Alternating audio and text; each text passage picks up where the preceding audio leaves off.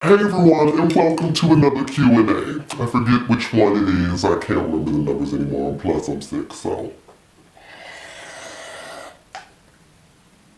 Carry on. YouTube, Tumblr, Facebook, Kawaii, Q&A, Miles J. So Q&A is this thing, I can't even say I do it every other Thursday, like I haven't done it within like a couple months, but I have an excuse. It's because I moved here to Los Angeles. So let's get started. Where is Broom?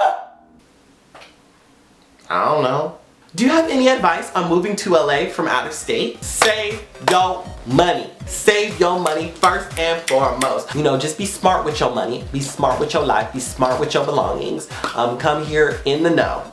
Just come here already in the know. And if you can't come here in the know, you need to visit here first, honestly. I don't know how you feel about LA, and I don't know what you think it is, but whatever you thought it is, you need to come here and make sure that's what you thought. Because if it's not what you thought, then you need to go back home and like rethink it. How can I confront my crush? Number one, stand in front of them.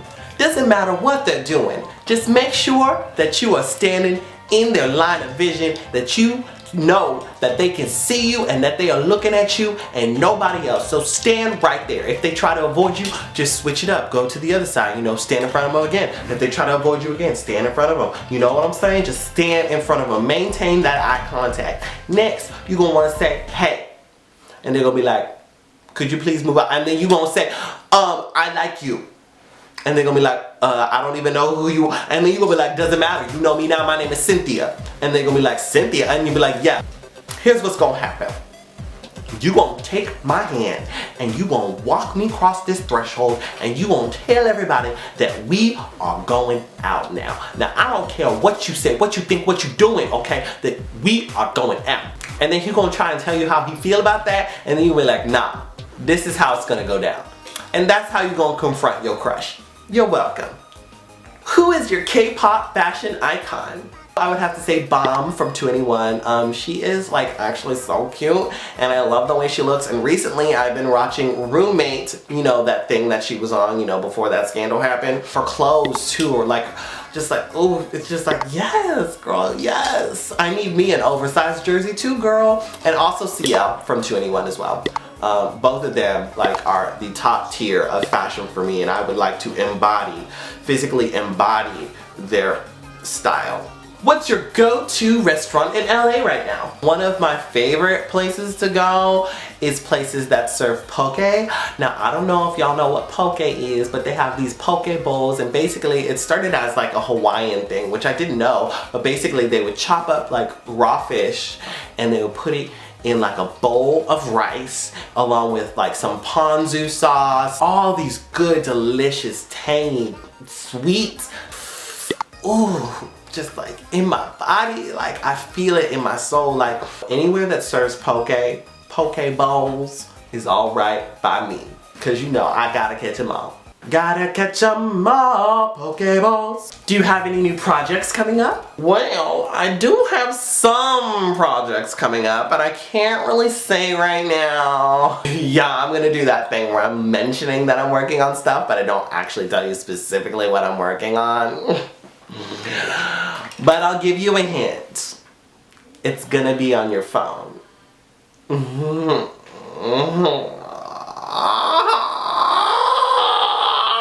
Cut or uncut? I mean, for me, I like it cut because I feel like it's easier to go down. It's not like stuck in your mouth everywhere, and like there's not all these like really nasty like chewy bits left in the folds of like the meat, you know? So that's probably one of the biggest reasons why I actually like to have the fat cut off of my meat.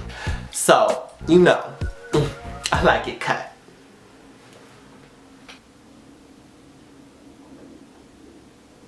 You nasty.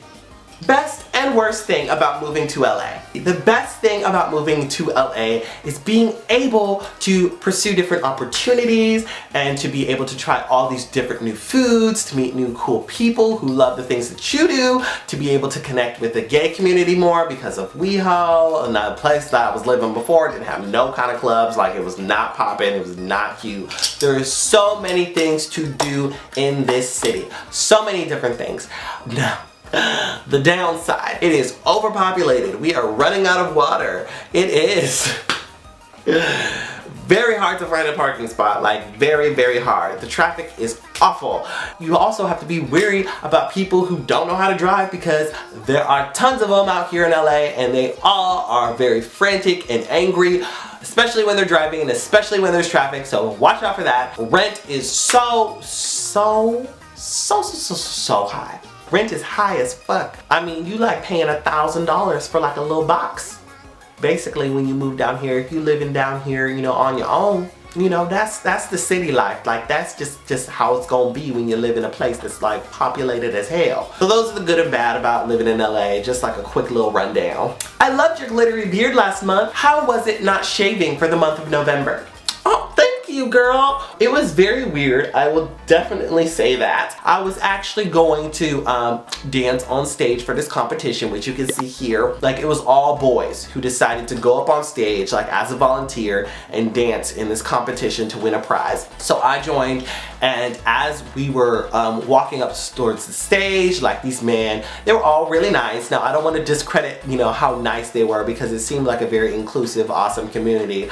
But it was just so weird because like they were like, hey dude, what's up? And they were like reaching out their hands for like, you know, that bro handshake where you like slap, slap, boom, pop, pop. I don't really ever do that. I do hugs. And you know, this whole time in the back of my head, I'm like weirded the hell out because I'm like, why aren't they reacting some type of way? Like, why don't they have some type of face? Like, why aren't they being quiet, like unusually quiet or something like that? In the end, I realized I was just like so weirded out. Like, I felt like uneasy this whole time because I was just waiting for the other shoe to drop. Because normally looking like myself, you know, dressed as myself, I get like all kinds of looks. Like, most boys don't want to talk to me because they know that I'm a man dressed in feminine clothing, and that makes a lot of people uncomfortable, and I can see it visually and I sense it. So I was so used to that for so long because I've been dressing like this for so long that when I stopped doing it and I was talking to people and they were talking to me normal, I got really, really weirded out because I was so used to being treated like an alien. How weird and fucked up is that? How strange is that? I just thought it was just a weird, really weird revelation that I had. And now that I have, you know, come back from the depths of hell and come back into, you know, the shining ray of light that I've always been, I'm just now more aware than ever of like how people treat me in and out of the clothes I wear, and it is just a very weird experience. So that is a little tidbit of, you know, insight for y'all today. Did you ever end up learning another language like Korean or Japanese? And if not, do you intend to?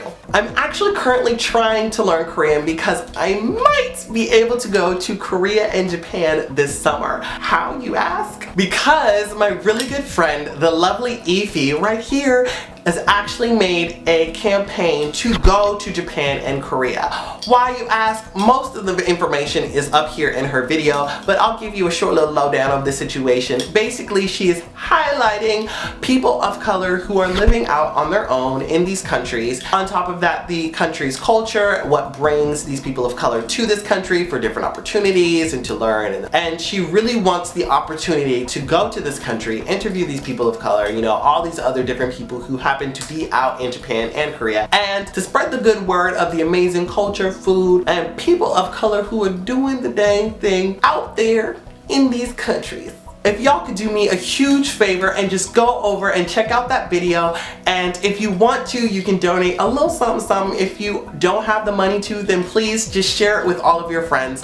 I think it would be so awesome if we would be able to go out to Japan and Korea and be able to chat with some people like Megan Bowen, aka Chonu Miguk Saram, among many others, as well as experiencing the culture there for ourselves. Just to let y'all know, yes, there will be perks if y'all donate. So go to the link in the description or click on Evie's video to learn more. And I hope y'all enjoy. How would you say 2015's been?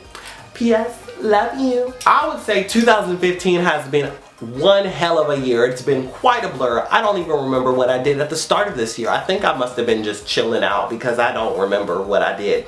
But I know towards the summer, girl, it was popping. I was going to Anime Expo. I did DragCon. I did all kinds of things with Logo, you know, did interviews with the queens. 2015 was popping for me. And then I ended this year with me moving to LA. Way sooner than I expected. Actually, way later than I expected, honestly, if I'm being truthful. But I'm here. I'm here. This has probably been the most insightful, most growth I've had as a person so far in the year 2015, and I know that the year 2016 is gonna bring me even bigger things, so I hope you guys all stay with me for that. Alright, and that is it for this Q&A. Thank y'all so much for sending in your questions. If you have a question for the next Q&A, make sure to put your comment down below with the hashtag AskMJP. And I will see that and I'll be like, okay, they hashtag this, okay, let me screen cap it and maybe answer your question in the next Q&A. So thank you guys so much for watching. My name is Miles J, and I'll talk to you guys all later. Bye! Q&A with Miles J. Little burn-ass chicken nugget. I don't want these kids for Christmas, but I gotta make